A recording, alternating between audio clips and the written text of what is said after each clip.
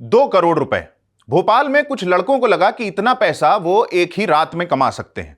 न कोई नौकरी, न कोई धंधा, सोर्स ऑफ इनकम इंसानी अंडकोश। पुलिस के मुताबिक उन्होंने कुछ रीलें देखी और यह विश्वास हो गया कि त्वरित कमाई का एक जरिया यह भी है, और इसके चक्कर में 17 साल के एक लड़के को अपनी जान गंवानी पड़ी। क्या है मामला, सबसे पहले यही जान लेते हैं। और यहां हम यह बता दें कि चूंकि मामला एक माइनर का है, इसलिए हम उसकी निजी जानकारियां जैसे नाम और जगह आदि नहीं बता रहे हैं। 17 साल का मृतक भोपाल की सड़कों पर इकबाल मैदान और मोती मस्जिद के आसपास पेन और चाबी के छल्ले बेचता था। उसके पिता का देहांत हो चुका था। मां एक सार्वजनिक शौचालय में सफाई का काम करती हैं। ऐसे में घर चलाने के लिए उसे कमाई करनी पड़ती थी। 6 अगस्त को 2 नाबालिग लड़के इकबाल मैदान पहुंचे। वो सीधे मृतक से मिले, जो इन लड़कों को पहले से जानता था। इन दोनों ने पेन बेचने वाले से कहा कि खटलापुरा के पास कुछ लड़कों से झगड़ा हो गया है, साथ चलो। इस लड़ाई वाले काम के बदले में 100 रुपए देने का वादा भी किया। पैसों की जरूरत थी, लिहाजा वो तुरंत मान गया। रास्ते में 2 लड़के और मिले। मैटर चूंकि लड़कों की लड़ाई का था, लिहाजा जितने ज्यादा लोग उतना अच्छा, ऐसा सोचकर विक्टिम को कुछ भी अजीब नहीं लगा। गिन्नौरी और किलोल पार्क होते हुए ये लोग छोटा तालाब के पास धोबी घाट इलाके में पहुंचे। इस पूरे दौरान एक लड़का ऐसा था जो लगातार फोन से संपर्क बनाए हुआ था। वो डायरेक्शन दे रहा था। यह लड़का था मास्टरमाइंड। छोटा तालाब पहुंचते ही विक्टिम पर चाकू और ब्लेड से ताबड़तोड़ वार किए गए। वो वहीं गिर गया और कुछ ही देर में उसकी मौत हो गई। इसके बाद हत्या करने वालों ने फिर से मास्टरमाइंड को फोन किया। उसने सभी लड़कों को पहले से ही एक वीडियो दिखाया हुआ था। फोन पर मास्टरमाइंड ने आदेश दिया कि वीडियो में जैसा दिखाया गया था वैसा ही करो। उन लड़कों ने मृतक के अंडकोश काट लिए, लाश को वहीं पानी में फेंक दिया। अब आई 10 अगस्त की तारीख। छोटा तालाब के धोबी घाट के पास एक लाश मिली। पेट और पैरों पर धारदार हथियार के निशान थे। पोस्टमार्टम में हत्या की पुष्टि हुई। पुलिस ने अज्ञात के खिलाफ मुकदमा दर्ज कर लिया। लेकिन दिक्कत यह थी कि मरने वाला कौन है यह किसी को नहीं पता चल रहा था।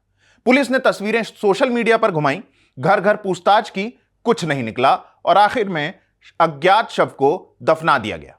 5 दिन बाद 15 अगस्त को एक महिला अपने लापता बेटे को खोजते हुए थाने पहुंची। पूछताछ हुई। उस महिला को छोटा तालाब के पास मिला शव की तस्वीरें दिखाई गईं। हाथ पर एक गुदने यानी टैटू के आधार पर शव की पहचान हुई। यह उनके बेटे का ही शव था। शिनाख्त हुई तो जांच को दिशा मिली। पुलिस ने मृतक के आसपास के लोगों से पूछताछ की। जो लोग आखिरी बार उसके साथ देखे गए थे उनसे भी बातचीत हुई और यहां से पुलिस आरोपियों तक पहुंच पाई। अब जानिए आरोपियों की कहानी। पुलिस के मुताबिक इस कहानी के केंद्र में है 20 साल का लड़का जिसे हम मास्टरमाइंड बता रहे हैं। यह था तो बीबीए सेकेंड ईयर का स्टूडेंट, लेकिन वो डॉक्टरों वाला सफेद एप्रन पहनकर इन नाबालिग लड़कों से मिलने जाता था। 6 अगस्त की इस घटना से लगभग 1 महीना पहले ही उसने इन लड़कों से मुलाकात की थी। पुलिस के एक सीनियर अधिकारी ने इंडियन एक्सप्रेस को बताया कि मास्टरमाइंड ने उन्हें अपने मोबाइल पर एक वीडियो दिखाया और फिर पूरी योजना समझाई। शर्त एक ही थी कि लड़का 15 से 16 साल का होना चाहिए। इस काम के बदले में उसने सभी को 2 करोड़ रुपयों का ऑफर दिया। पुलिस ने 2 लड़कों को गिरफ्तार किया है। 3 नाबालिग भी हिरासत में लिए जा चुके हैं। डीसीपी आयुष गुप्ता के मुताबिक 4 आरोपी वारदात में सीधे शामिल थे, जबकि मास्टरमाइंड सब कुछ फोन पर गाइड कर रहा था। वारदात में इस्तेमाल हुआ चाकू भी बरामद हो चुका है। अब बात करते हैं उस अंग की जिसके पीछे ऐसा भीषण कदम उठाया गया। विक्टिम को इन लड़कों ने मिलकर मार तो दिया। अंडकोश पाने के बाद वो सवाल उठा जिसका जवाब इनके पास था ही नहीं। इसे बेचेंगे कहां और खरीदेगा कौन? डीसीपी आयुष गुप्ता ने बताया कि आरोपियों ने अंग निकाल तो लिया, लेकिन जब वो बेच नहीं पाए तो उन्होंने उसे तालाब में ही फेंक दिया। ये पूरी खबर जब सोशल मीडिया पर वायरल हुई तो अलग अलग तरह के रिएक्शन आए। यह भी जानकर अजीब लगा कि रील्स से इन्फ्लुएंस होकर कोई ऐसा भी कर सकता है। और अब आते हैं उस सवाल पर जो इस पूरी कहानी की जड़ में है। यह 6 करोड़ का आंकड़ा आया कहां से? सोशल मीडिया पर पीयूष राय नाम के एक यूजर ने लिखा कि अगर आप इंस्टाग्राम पर 6 करोड़ सर्च करें तो आपको ऐसी ढेरों रील्स मिल जाएंगी जो दावा करती हैं कि इंसानी अंडकोश की कीमत 6 करोड़ रुपए है। हमने इस थ्योरी को टेस्ट किया। सबसे पहले एक मीम मिला। एक बच्चे को छेड़ते हुए कैप्शन था, 6 करोड़ के साथ मजाक नहीं लाडले। इसके बाद एक रील मिली जिसे 3 करोड़ बार देखा जा चुका है। इंडिया गेट के सामने शूट हुई इस रील में सुमित नाम के एक यूजर दावा कर रहे हैं कि थाईलैंड के एक शख्स ने अपने अंडकोश 24 करोड़ 37 लाख रुपए में बेचे। इस एक रील पर 6,500 से ज्यादा कमेंट्स हैं। पिन किया हुआ कमेंट है, इतनी महंगी चीज लेकर घूम रहे हो और खुद को गरीब कहते हो। पूरा कमेंट सेक्शन ऐसे ही जोक्स से भरा हुआ है। कुछ लोग इस अफवाह की काट निकालते हुए भी मिले। द जेंजी स्कूल नाम के एक यूजर ने रील बनाकर इसे डीबंक किया। इस रील को 10 लाख से ज्यादा बार देखा गया, लेकिन डीबंक वाली रील के नीचे भी लोग मजाक ही कर रहे थे। सुपर अमन नाम के यूजर ने लिखा, ले भाई आखिरी उम्मीद भी गई। फिट कर्मा नाम के यूजर ने लिखा, भाई आज सपना टूट गया। हमने थोड़ा और स्क्रॉल किया, दावे और अजीब होते गए। एक रील में बताया गया कि दिल्ली के एक बीटेक स्टूडेंट ने अपनी पसंदीदा बाइक खरीदने के लिए अंडकोश बेच दिए। एक और पोस्ट में दावा था कि 2 दोस्तों ने डिफेंडर खरीदने के लिए यही काम किया।